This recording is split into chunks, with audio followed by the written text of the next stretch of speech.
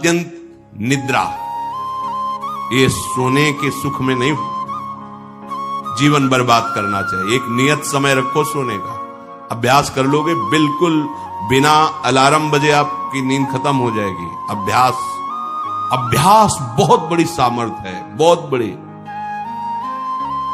अगर नींद लेने का आपने अभ्यास बना लिया है तो ये आपके जीवन को नष्ट करने का बहुत बड़ा साधन बन गया। कुछ लोगों को सोने में सुख मिलता है कि सोते रहो। भैया कमाने आए हो, बड़ी मुश्किल से पास बना है इस भारत भूमि में तुम्हारे जन्म हुआ, मनुष्य योनि में। कुछ दिन के बाद ये सब खींच लिया जाएगा।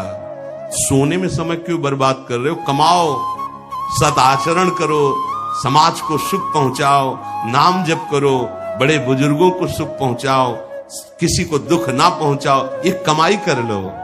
कमाई करने आए हो यार, तुम्हारा कुछ नहीं, न था न है न रहेगा। होश में तुम्हें जो पद मिला है, जो सामग्री मिली, जो जीवन मिला है, लगा दो पर सुख में और निरंतर भजन करते हुए जीवन मुक्त हो जाओ। क्योंकि स्वसुख में पाप बने हैं तो तत्सुख में समस्त पापों पर विजय प्राप्त कर लो। पर समझ नहीं आता। हर समय हमें सावधान रहना है। एक समय नींद को देना है, उचित दे लो, क्योंकि आप साधक हो, उचित दे लो। इसके बाद इससे शत्रु की तरह बर्ताव करो। अभ्यास बहुत बड़ी ताकत है, बहुत बड़ी ताकत। ये कोई सिद्धि नहीं, अभ्यास।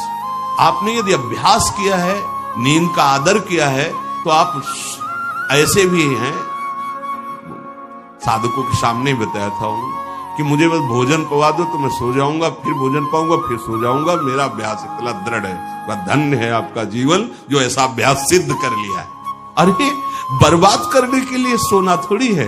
तो यहां कह रहे अति निद्रा, उचित निद्रा आवश्यक है। जब तक शरीर भाव में साधना हो रही तो जरूरी है। और ईर्ष्या, दूसरे की बढ़ोतरी देखकर जो ईर्ष्या होती है, जो जलन होती है, ये उपासक को उपासना में बढ़ने नहीं देती। इसको संभालिए। एक ही उपाय है, जिस पे ईर्ष्या हो भगवत भाव कर लो। प्रभु मैं आपको जान नहीं पा रहा हूं, फिर भी मेरे अंदर में आपके ही प्रति है, क्योंकि आपके हैं ना। प्रभु मेरा सुधार कर दो। बहुत जल्दी सुधार हो जाएगा। मोह, भले परिवार में रह रहे हो, पर इतनी तो बात समझ लो, ना वो तुम्हारे हैं ना तुम उनके हो। ये तुम्हें समझ में भले ना हो, पर डाल लो। सुत बनितादि जान स्वार्थ रत, ना करो नेह सभीते, अंत ही तो ही तजेंगे पामर, तू न तजय बहीते। जैसे आप स्टेशन में होते हो तो किसी से मोह थोड़ी करते हो।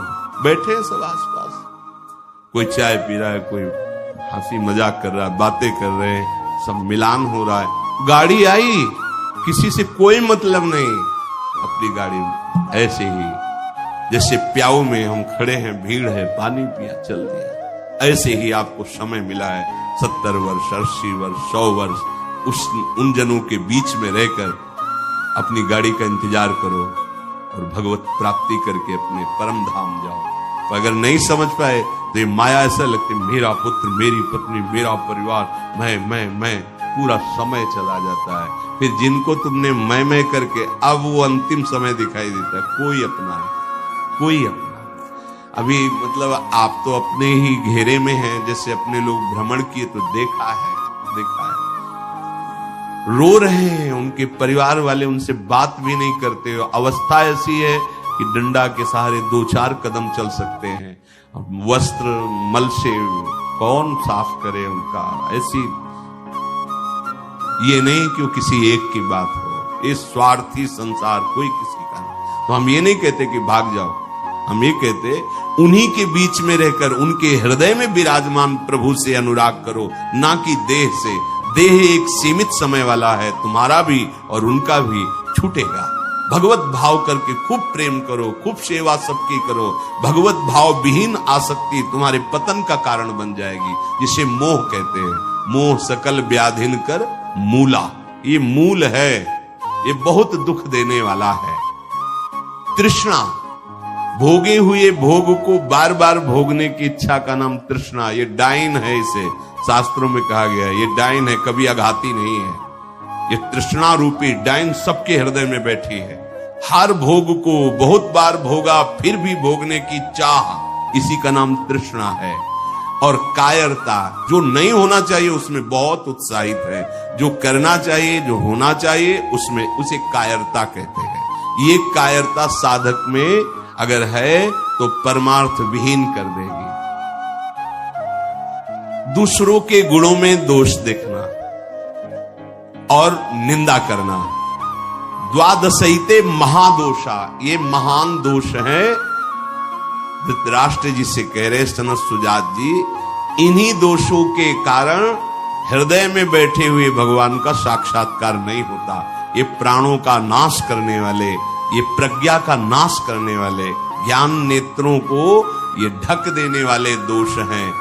शोक, क्रोध, लोभ, काम, मान, अत्यंत निद्रा, ईर्ष्या, मोह, तृष्णा, कायरता, गुणों में दोष देखना और निंदा करना, ये 12 महान दोष साधक की साधना का नाश करने वाले हैं। भगवत अनुभव इन्हीं के कारण नहीं हो पाता। भगवान हृदय में है पर हमें अनुभव क्यों नहीं होता? इन 12 दोषों के कारण। राजेंद्र, जो लोलुप पुरुष, क्रूर कर्म करने वाला, कठोर वाणी बोलने वाला, कृपण स्वभाव वाला, मन ही मन दूसरों के प्रति जलने वाला और अपनी प्रशंसा करने वाला है, वो निश्चय ही भगवत मार्ग में नहीं चल पाता है, भगवत मार्ग का वर्ण नहीं कर पाता है। जो संभोग में मन लगाने वाला, हृदय में विषमता रखने वाला, अत्यंत अभिमानी स्वभाव वाला, दान दे करके जलन करने वाला, मैंने क्यों दे दिया, दान देकर जलन करने वाला, आत्म श्लाघा करने वाला और असमर्थ होकर अपनी बड़ाई, लंबी लंबी बातें करने वाला, ऐसा पुरुष भी परमार्थ पर चलने की योग्यता खो देता है। सच्ची हो या झूठी, निंदा करनी ही नहीं है। सद वा परिवादो ब्रह्मणस्य ना सस्यते नरक प्रतिष्ठास्ते वही शूर एवं कुर्वते जनाहा। बोले इसमें क्या, मैंने देखा ऐसा ऐसा ऐसा। तो शास्त्र कह रहा है कि तुम देखो भगवान को, सर्वम खलमिदम ब्रह्म ने नानास्ति किंचित, देखा तुमने? सत्य वस्तु को तो देखा नहीं। तो कह रहे सद वा परिवादो, झूठी हो या सच्ची, किसी की भी निंदा नहीं करनी। बोले हम तो सत्य बोलेंगे, तो सत्य को जाना तुम, सत्य एक है, सच्चिदानंद में है, उसको जाना।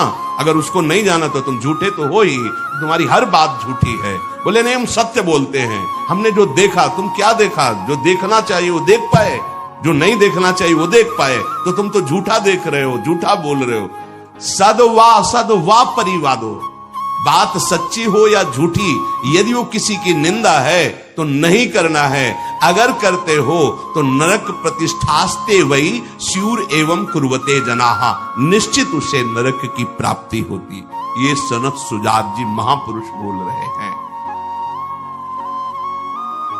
जो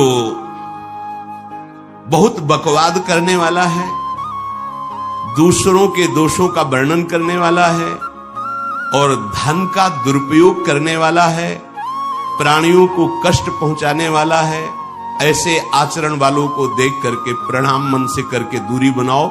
इनका संग नहीं करना चाहिए। इसलिए वो धन्य है जो सब प्रकार की कुचेष्टाओं का त्याग करके एकांत मन से भगवान श्री हरि की उपासना करते हैं। ना किसी से स्तुति, ना किसी से निंदा, ना किसी से राग, ना किसी से द्वेष। वो महापुरुष बालवत हो जाते हैं, बालवत, निर्विकार, ब्रह्म का साक्षात्कार करके बालवत चेष्टा के द्वारा जीवन व्यतीत करते हैं। वेदों में इसी स्थिति को जीवन मुक्त अवस्था कहते हैं। हे राजन, सच्चिदानंद परब्रह्म की प्राप्ति ही इस जीवन का परम लक्ष्य है। जो इस लक्ष्य को निश्चित करके, जो बताए हुए दोष हैं उनका त्याग करके, असाधनों का त्याग करके साधन में स्थित रहता है, निश्चित उसका स्वभाव बालवत। बड़े बड़े महापुरुषों को देखे एकदम निर्विकार, बालवत चेष्टा, बोधवान होते हुए भी अबोधवत चेष्टा। जैसे बच्चा न किसी से राग न किसी से द्वेष, खेल रहे जीवन मुक्त महापुरुष कर्ता और भोक्ता भाव से रहित होते हैं। कोई भी दोष उनका स्पर्श नहीं करता, वो जगत मंगल करते हैं। वही स्थिति अपने को प्राप्त करने का समय दिया गया है।